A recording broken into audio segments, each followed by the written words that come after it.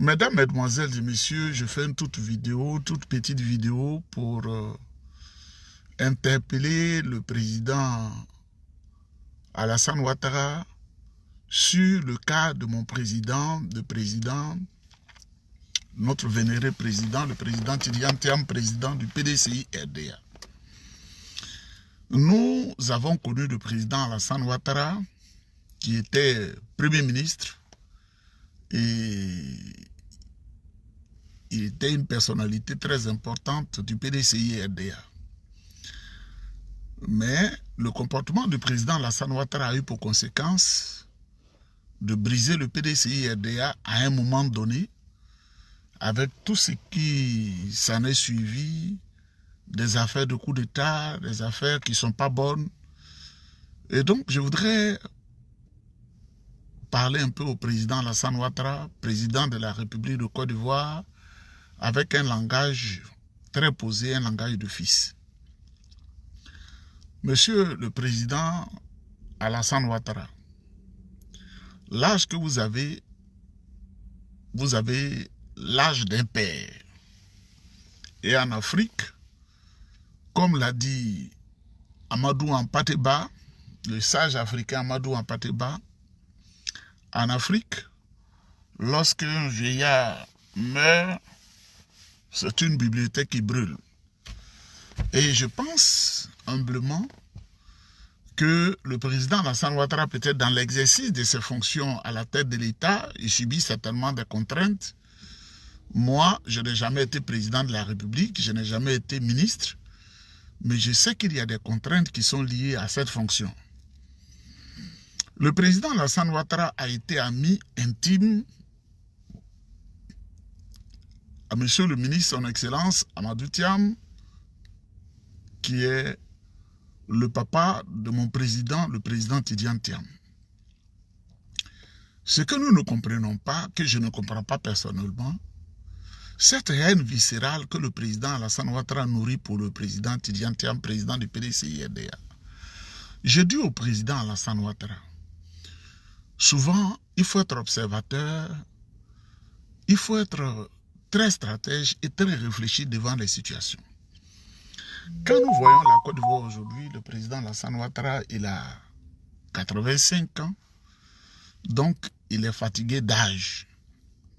Et je lui souhaite longue vie, mais en même temps, je pense qu'il doit penser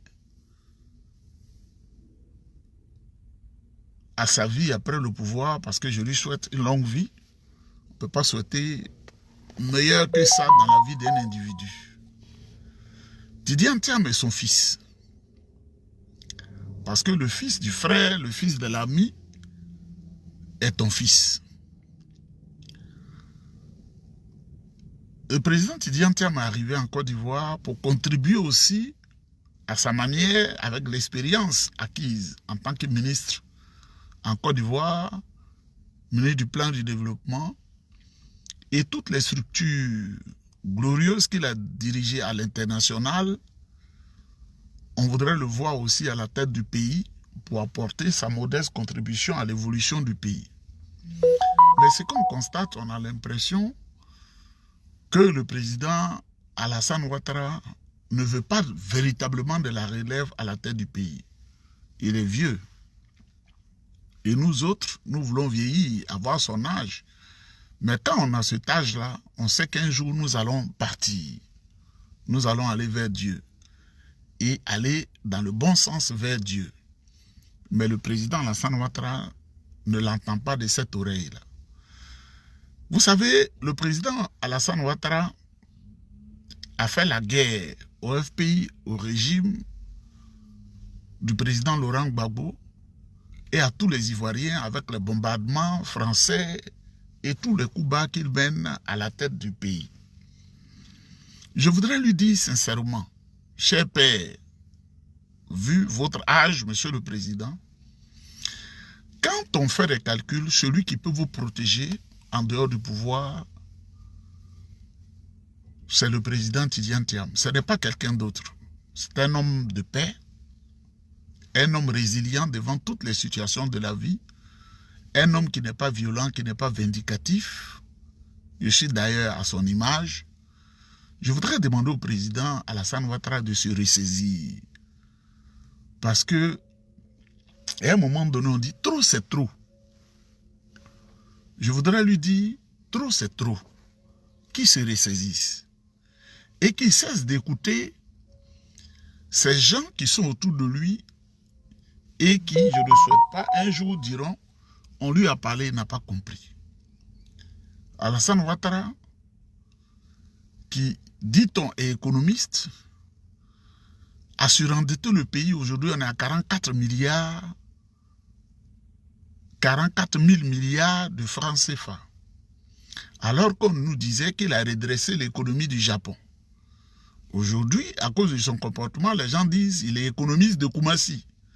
C'est-à-dire, si en vérité il a contribué à un moment donné à apporter sa modeste contribution à la Côte d'Ivoire, son comportement en dit complètement le contraire. Je lui dis, s'il se trompe, que quelqu'un d'autre en dehors du président Tidiane Thiam a le pouvoir d'État, je crains fort pour la suite des événements. Et je voudrais qu'il se ressaisisse. Monsieur le Président, il faut réfléchir. Parce que je sais que vous réfléchissez. Et je pense que vous aimez la Côte d'Ivoire. Même si votre comportement dit le contraire. Oui, Monsieur le Président, qu'est-ce qu'on va retenir de vous quand vous ne serez pas au pouvoir d'État? Aujourd'hui, sans vous critiquer négativement, mais en disant une petite vérité, vous avez fait la campagne électorale. Vous avez promis l'amélioration des conditions des paysans par l'augmentation des revenus du cacao et du café. Vous avez prononcé, Monsieur le Président, que le kilo de cacao serait acheté à 2800 francs. On n'a même pas encore fait quelques mois. Voilà que vous revenez sur vos décisions. Vous dites que le prix de revient aux paysans est de 1200 francs. Mais avant, ce qui est vrai, des paysans qui croyaient à votre parole ont vendu leur cacao à 2800. On leur a donné des reçus. Ils ont vendu le cacao, on leur a donné des reçus. Qu'est-ce qu'on a constaté après? Vous n'avez pas tenu votre parole. Mais plus grave, le cacao est acheté par votre femme et son fils. Monsieur le Président, je ne vous invective pas, mais je vous dis que vous allez droit dans le mur. Parce que la politique du président Houphouët-Boigny a été axée sur la paysannerie. Mettre les paysans à l'aise. Tous les cadres qui sont au pays, la plupart du temps, leurs parents sont issus de la paysannerie. Mais aujourd'hui, je ne vous dirai, moi je ne vous dirai pas que vous êtes un menteur, mais j'ai l'impression que vous dites le contraire de ce que vous faites. Vous dites le contraire de ce que vous proposez aux Ivoiriens et ce n'est pas une belle chose. Monsieur le Président, il faut vous ressaisir. Et il faut comprendre que par l'expérience acquise par le président Tidiane Thiam, il n'aura pas une seule raison de vous sanctionner ou de vous punir quand vous serez quelque part en train de vous reposer. Profitez pleinement de votre vieillesse. Et cela nous déchire le cœur. Cela nous déchire le cœur. On ne comprend pas pourquoi vous le faites. Houphouët-Boigny, le président, vous a reçu. Le président Houphouët-Boigny vous a mis à l'honneur. Le président Houphouët-Boigny vous a mis à l'honneur. Et pourtant, il y avait des cadres compétents qui pouvaient être Premier ministre, vous a choisi. Et dans notre parti, le PDCI-RDR vous a mis à l'aise. Mais vous avez manipulé des gens qui aujourd'hui sont en train de détruire l'œuvre du président Houphouët-Boigny. Monsieur le président Alassane Ouattara, qu'est-ce que Houphouët vous a fait de mal? Qu'est-ce qui vous a fait de mal? Quelle rancune vous avez en vous qui fait que vous suyez la mémoire du président Houphouët-Boigny? je souhaite que vous ressaisissiez. Tous les pans de l'économie se sont effondrés. La Côte d'Ivoire produit grandement du pétrole, mais quand on apprend que 90% de ce pétrole-là sorti des terres, des tropiques africaines, des terres de la Côte d'Ivoire, il n'y a que 5 à 10% qui profitent de la Côte d'Ivoire, ça nous donne les larmes aux yeux. C'est pourquoi nous donnons la parole, parce qu'il faut que tout le monde soit à l'aise. Il faut qu'il y ait une politique sociale hardie, parce que l'homme qui a faim n'est pas un homme libre. Je cite le président Houphouët-Boigny. Il faut que vous ressaisissiez. Parce que ce que vous faites aux Ivoiriens, ce n'est pas une bonne chose. Vous avez présenté une mauvaise image de la Côte d'Ivoire. On apprend encore que ça, dans cette affaire du Niger, vous êtes dedans, vous fabriquez, vous mettez en place des bataillons pour encore réveiller le dossier du Niger. Ce n'est pas une bonne chose. Cher père, ce n'est pas une bonne chose. Vous voyez, le président Houphouët-Boigny n'est plus avec nous. Il est allé au paradis chez Dieu. Mais on retient une grande image de lui. Nous étions si petits quand il partait.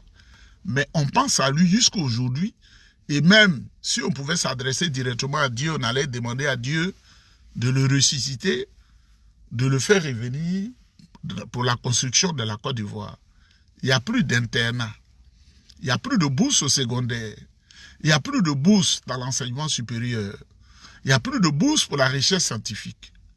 Monsieur le président Alassane Ouattara, qu'est-ce que les Ivoiriens vous ont fait? Qu'est-ce que le président Houphouët-Boigny vous a fait de mal? Votre acharnement contre le président Tidjane Thiam, ce n'est pas une bonne chose.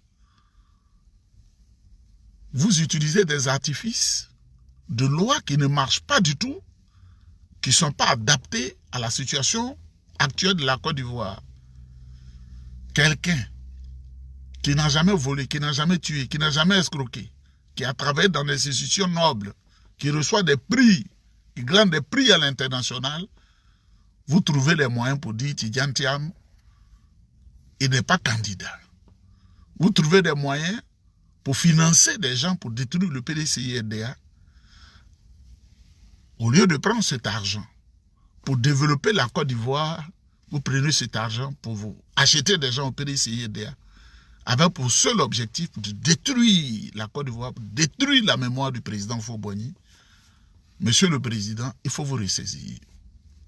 Cette petite vidéo, je voudrais continuer pour dire que dans cette bataille que nous menons de manière positive, de manière respectueuse, de manière droite, on a un sous-fif, un individu sinistre qui en réalité n'a jamais été PDCI-RDA parce qu'on ne le connaissait pas. Adrien Wabé, le plus affamé de Paris, qui écrit n'importe quelle missive, qui développe toujours des attaques contre le président Tidjane Thiam. Parce que à Paris, il y a des gens qui ont pactisé avec la faim, la soif, la honte. Il écrit maintenant pour encenser les gens du gouvernement, pour lui donner à manger, avec un visage très triste. C'est pourquoi je veux profiter pour dire à ceux et celles qui se disent des cadres du PDCI-RDA de mettre un peu d'eau dans leur vin. De mettre un peu d'eau dans leur vin. Ou de mettre un peu d'eau dans leur nyamakoudi. Un peu de vin pour les chrétiens, de vin dans l'eau, et pour les musulmans, pour mettre un peu d'eau dans leur nyamakoudi. Ça ne sera pas fade, mais ça aidera à la construction de la Côte d'Ivoire. Monsieur le Président, ressaisissez-vous. Il est encore temps pour que vous ressaisissiez. Vous avez pris le pouvoir. Tous les Ivoiriens fuient le pays. Tous les Ivoiriens fuient le pays. Il suffit de prononcer un seul mot. Tous ceux qui ont fui le pays vont revenir pour aider à la construction du pays. Tous ceux qui ont fui la Côte d'Ivoire. Peut-on gérer un pouvoir comme ça? Un pouvoir qui fait fuir tous les enfants, tous les fils et toutes les filles du pays vers des destinations extrêmement dangereuses. Des gens deviennent des tilapias. Ils traversent l'Algérie. Ils traversent le désert du Sahara. Ils traversent la Tunisie. Ils traversent le Maroc. Ils traversent la Libye où ils sont réduits en esclavage. Ils traversent l'Égypte. Monsieur le Président, il faut que vous ressaisissiez. Si vous changez de fusil d'épaule et que vous allez dans le bon sens, vous allez voir. Nous tous, nous allons venir pour nous mettre au service de la nation. Parce que quand la Côte d'Ivoire n'avance pas, ça nous fait mal au cœur. C'est pourquoi nous donnons la parole. Je suis allé au Gabon, je suis allé au Cameroun, je suis allé au Bénin, je suis allé au Ghana, je suis allé au Togo. C'est parce que la politique que vous déployez n'est pas bonne que nous sommes obligés d'être des réfugiés sur toute la surface de la terre. Un réfugié, c'est celui qui fuit sa nation. On aime la Côte d'Ivoire. On veut voir la Côte d'Ivoire évoluer. Il faut que vous ressaisissiez. Adrien Wabé, l'assoiffé, l'affamé, est à votre service. Il est en train de maintenant faire votre propagande. Et pourtant, il s'est dit opposant. Mais on a compris que ce sont les fossoyeurs de l'œuvre commune, l'œuvre du président Houphouët-Boigny.